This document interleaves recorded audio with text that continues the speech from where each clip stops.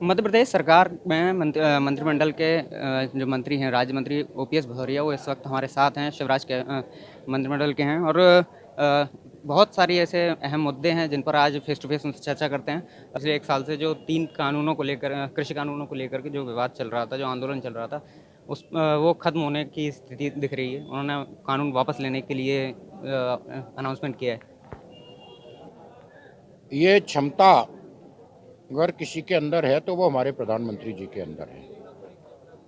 पिछले 7 साल में पूरे देश में और प्रदेश में किसानों के हित में कई महत्वपूर्ण फैसले लिए हैं। किसानों की आय दुगनी कैसे हो, किसानों की लागत आदि कैसे हो, किसान को उसके उपज का वाजिब दाम मिले और खेती के क्षेत्र में आधुनिक संसाधनों का हम उपयोग कैसे कर पाएँ, किसानों को हम खाद कैसे सस्ता मुहैया करा पाएँ, किसानों को हम कैसे जैविक उत्पादनों से जोड़ें, ये प्रयास माननीय मोदी जी का रहा है।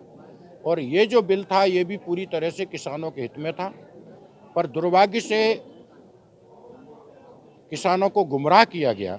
पर मोदी जी ये नहीं चाहते कि देश में किसी भी तरह का अशांति का वातावरण या माहौल बने और देश विरोधी ताकतें उसका लाभ उठा पाएं। इसलिए मोदी जी ने ये कानून वापस लिया है और जब भी भविष्य में जो भी सुधार की आवश्यकता होगी या कानून को जब दोबारा लागू करने की कोई बात आएगी तो पूरी तरह से किसानों से संवाद किया जाएगा और जो निष्कर्ष निकल के आएगा उसको सरकार लागू करेगी। सर, ऐसा नहीं लगता कि जब यह फैसला ये आना ही था तो एक पूरा 1 साल का समय गया, इतना किसान वहाँ डटे रहे, तरह तरह की परिस्थितियाँ बनी, 700 से ज़्यादा किसानों की मौत भी हुई, जिन्हें शहीद कहा गया, तो ऐसी स्थिति इतना समय क्यों लग गया? सरकार का प्रयास था कि हम किसानों से बराबर संवाद करें और किसान भाई अपना पक्ष रखें और सरकार अपना पक्ष रहने के लिए तैयार थी। बार बार वार्ता के लिए किसानों से आग्रह भी किया था, पर दुर्भाग्य से कुछ ऐसे लोग थे जो किसान और सरकार के बीच में दीवार बनने की कोशिश कर रहे थे, किसान भाइयों को गुमराह करने की कोशिश कर रहे थे।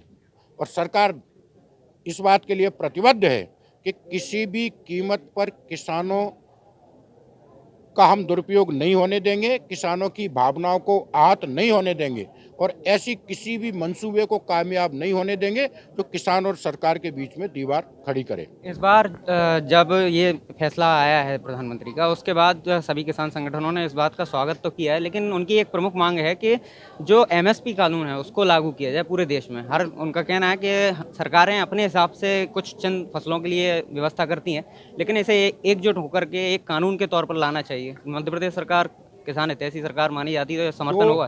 दो महत्वपूर्ण फैसले हमारी सरकार ने किए थे। एक तो जो पिछली सरकारें थी उससे एमएसपी लगभग डबल किया हमारी सरकार ने, और पहले केवल 3 या 4 फसलें थी जो एमएसपी में शामिल थी और सरकार इनको खरीदती थी। आज की तारीख में लगभग 98 फसलें हैं पूरे देश में जिनको एमएसपी के दायरे में आदरणीय मोदी जी की सरकार लाई है, जिसका वाजिब दाम किसानों को मिलेगा। और सरकार इस बात के लिए प्रतिबद्ध है कि किसी भी हालत में किसानों को नुकसान नहीं होने देंगे, हर उनकी उपज का वाजिब दाम मिलेगा और किसानों की आय दुगनी हो, इस दिशा में सरकार प्रयास कर रही है। कानून बना के पक्ष में है या नहीं? अब जो भी हम निर्णय करेंगे वो किसानों के साथ संवाद के बात करेंगे, किसानों की सहमति के बात करेंगे और किसानों का राय लेने के बात करेंगे। सर, आखिरी सवाल है कि कमलनाथ ने भी, जो पूर्व मुख्यमंत्री हैं कमलनाथ, उन्होंने और कांग्रेस ने, दोनों ने ही इस फैसले को लेकर के अपने अपनी प्रतिक्रियाएं दी हैं। कांग्रेस तो ट्वीट कर रही है कि अभिमान टूट गया, हिंदुस्तान जीत गया। आप कांग्रेस का इतिहास उठा करके देख लीजिए, जब कांग्रेस का शासन था तो किसान कर्ज से डूबा हुआ था, किसान भुखमरी में था, किसान आत्महत्या कर रहा था, तब कांग्रेस कहाँ सो रही थी जब उनको किसानों को मदद करना चाहिए थी। आज जब हम किसानों के लिए जन कल्याणकारी योजनाएं लागू कर रहे हैं, उनकी आय बढ़ाने का काम कर रहे हैं, तो कांग्रेस पे आरोप लगाने के अलावा अब कुछ बचा नहीं है और वो खुद ही अपनी पीठ थपथपाने की कोशिश कर रही है।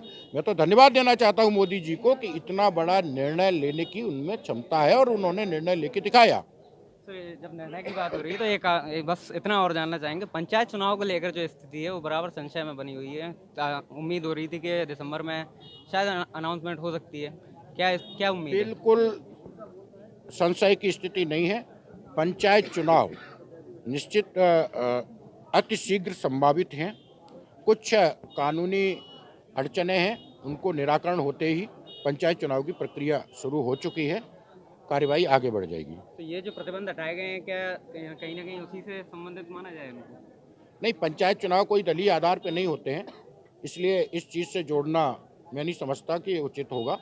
पंचायत चुनाव की प्रक्रिया अपनी जगह है। कुछ कोरोना की वजह से व्यवधान था, अब सारी चीज़ें खत्म हो गई हैं। पूरा प्रदेश में इस समय मैं धन्यवाद देना चाहता हूं मुख्यमंत्री जी को आपके माध्यम से।